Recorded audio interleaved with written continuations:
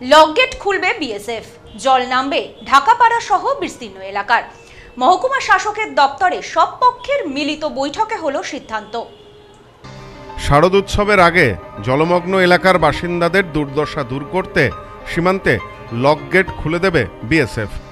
মহকুমা শাসকের দপ্তরে বৈঠকে হলো সিদ্ধান্ত। গত 3 মাসেরও বেশি সময় ধরে জলমগ্ন ঢাকাপাড়া ও সংলগ্ন এলাকার বাসিন্দারা। অত্যাধিক বৃষ্টিপাতের ফলে জল জমে দাঁড়িয়ে গিয়েছে। এই জল সরানোর জন্য কালোপুর পঞ্চায়েতের অন্তর্গত ঘুনারমাঠ এলাকার লকগেট খোলার প্রয়োজন, তাহলেই দ্রুত জল নেমে যাবে, এমনই মনে করেন স্থানীয় বাসিন্দারা। বিএসএফের কাছে বারবার সীমান্তের লকগেট খুলে দেওয়ার আবেদনও জানানো হয়। নিরাপত্তার খাতিরে সেই আবেদনে সাড়া দেয়নি বিএসএফ। বিষয়টি লিখিত আকারে জেলা শাসকের কাছে জানানো হয়।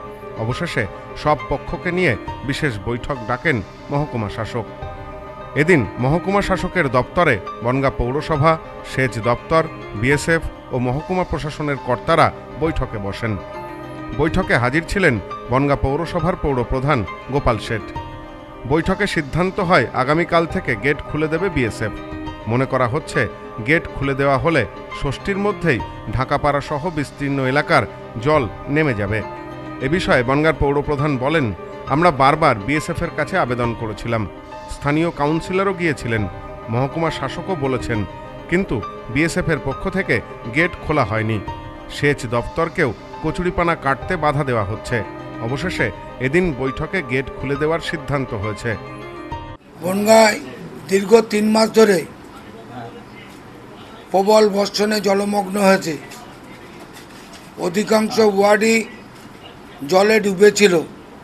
এখনও 14টা ওয়ার্ড নদী সংলগ্ন এবং ঢাকাপাড়া শিকদারপল্লী থেকে শুরু করে নেহরু কলোনি বিভিন্ন জায়গায় প্রায় 8,000 মানুষ জলের মধ্যে আছেন।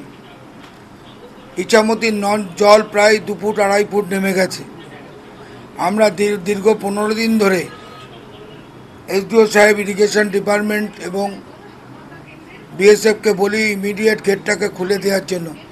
যে গেটটি আছে ঘোনারমাঠ ডুমা গেট, কালোপুর জিপির মধ্যে, সেইটা দিয়ে সমস্ত শহরের জল পাস হয়।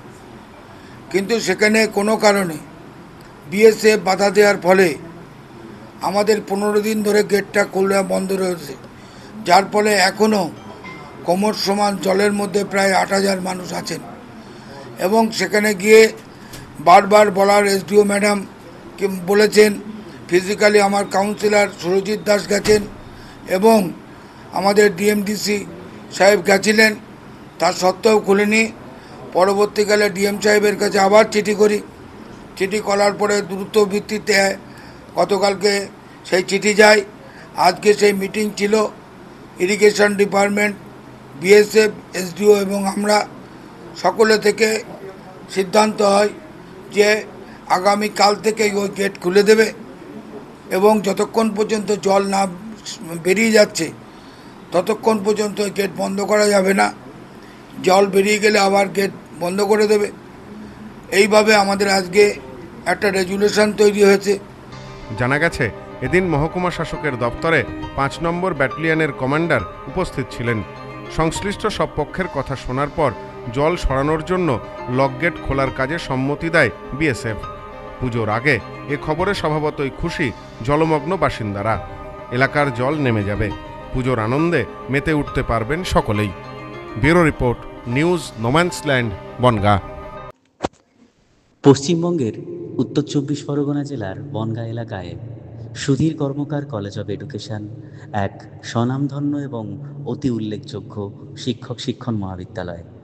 বর্তমান এই শিক্ষক মহাবিদ্যালয়ে নতুন শিক্ষাবর্ষে বিএড অ্যাডমিশান চলছে। তাই বিএড অ্যাডমিশান নেওয়ার বিষয়ে যে সমস্ত শিক্ষার্থীরা আগ্রহী তারা অতি সত্বর কলেজের অফিসে এসে যোগাযোগ করবেন। আমাদের কলেজের ঠিকানা গোপালনগর, চরচালকি, বনগাঁ, উত্তর 24 পরগনা। পিন নম্বর 743235।